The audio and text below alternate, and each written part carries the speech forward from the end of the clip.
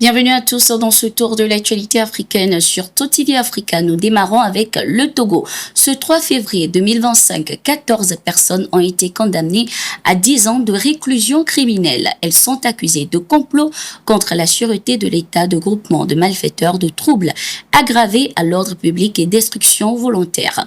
Le verdict a été rendu par le tribunal de Lomé. Selon les informations, ces individus auraient été arrêtés en 2018 dans le cadre des manifestations organisées par la coalition des 14 partis politiques de l'opposition, C14. Les sources précisent que pendant la campagne pour les élections législatives au Togo en 2018, ces personnes auraient planifié des actions armées pour empêcher la tenue des élections et déstabiliser le pays. Les résultats de l'enquête auraient révélé que ces individus faisaient partie d'un groupe d'activistes togolais résidant en Europe et militant au sein d'un mouvement dénommé Tobé for Freedom, dont l'objectif serait d'organiser des actions d'envergure pour renverser les institutions de la République. Le plan de ce groupe serait de recruter au moins 80 mercenaires venus du Ghana. L'enquête aurait établi que le groupe comptait 2 unités d'opération, l'une composée d'au moins 80 mercenaires venus du Ghana et l'autre dirigée par Goma Aziz, constituant la branche européenne. Quant à l'unité des mercenaires venus du Ghana, 8 membres ayant franchi la frontière ont été hébergés par le nommé Issa Issoufou à Agouezongo avant d'être confiés à Goma Aziz, qui les a logés à l'hôtel La Colombe avant qu'ils ne soient interpellés le 21 décembre 2018, a précisé l'avocat général. Les accusés, pour leur part, ont nié les faits tout au long du procès. Parmi les 20 personnes arrêtées, 14 ont été condamnées à 10 ans de prison. 4 autres en fuite ont été condamnés par contumace à 20 ans de prison et font l'objet d'un mandat d'arrêt. 2 autres ont été libérés. Les anciens présidents du Bénin, Nicéphore Soglo et Boni Yayi, sont au Togo depuis ce 3 février 2025 dans le cadre de la commémoration des 20 ans de la disparition de l'ancien président togolais Gnassingbé Eyadema. Sur invitation du président togolais Faure Gnassingbé, ils participeront aux différentes cérémonies liées à cet événement, dont le grand rassemblement prévu au Palais des Congrès de Kara le 5 février 2025. Rappelons que les activités de commémoration ont débuté ce 2 février 2025 à l'hôtel du 2 février à Lomé. En dehors de ces événements principaux, plusieurs autres commémorations auront lieu dans différentes régions du Togo. Nicéphore Soglo et Boni Yayi étaient également présents à Lomé l'année dernière pour la commémoration des 19 ans de la disparition de l'ancien président togolais.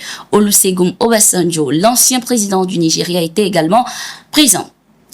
En République démocratique du Congo, un haut gradé des forces armées vient de perdre la vie dans les conflits qui secouent le pays. Il s'agit du colonel Rugabisha Alexis, commandant de la 12e brigade. Ce dernier est décédé au front en plein combat contre l'armée rwandaise et ses supplétifs du M23 dans le territoire de Kalehe au sud Kivu.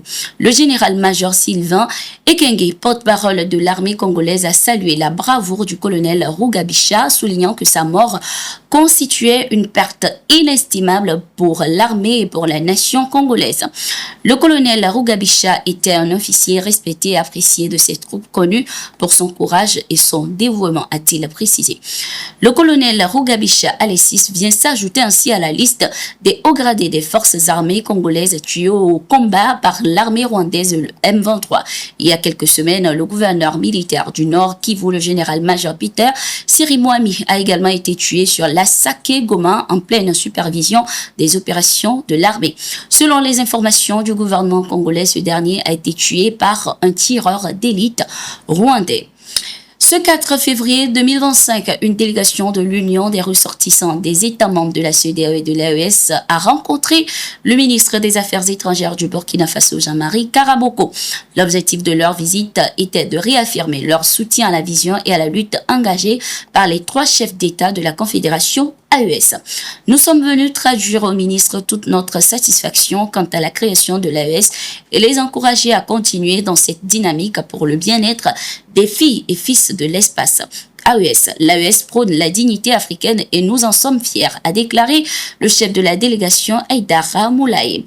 Pour sa part, le ministre burkinabé a salué la démarche des membres de l'association et a précisé que les autorités des 3 pays luttent pour une souveraineté réelle des peuples africains. Toujours avec le Burkina Faso, l'armée poursuit son offensive contre les groupes terroristes dans plusieurs localités du pays. Entre le 20 et le 31 janvier 2025, des dizaines de terroristes ont été neutralisés dans les régions du Mouhoun, Goulmani, Ouori, Gorombolé et dans d'autres régions du nord. Ces opérations ont été réalisées grâce à des renseignements et à une coordination efficace entre les forces armées. Plusieurs matériels des assaillants ont été récupérés lors de ces différentes opérations. Merci d'être resté avec nous, c'est la fin de cette édition. Le rendez-vous est pris alors pour demain matin à partir de 8h GMT pour le tout premier numéro de l'émission La Première Heure qui vous sera animé par Gildas Condé et ses chroniqueurs. À tout de suite.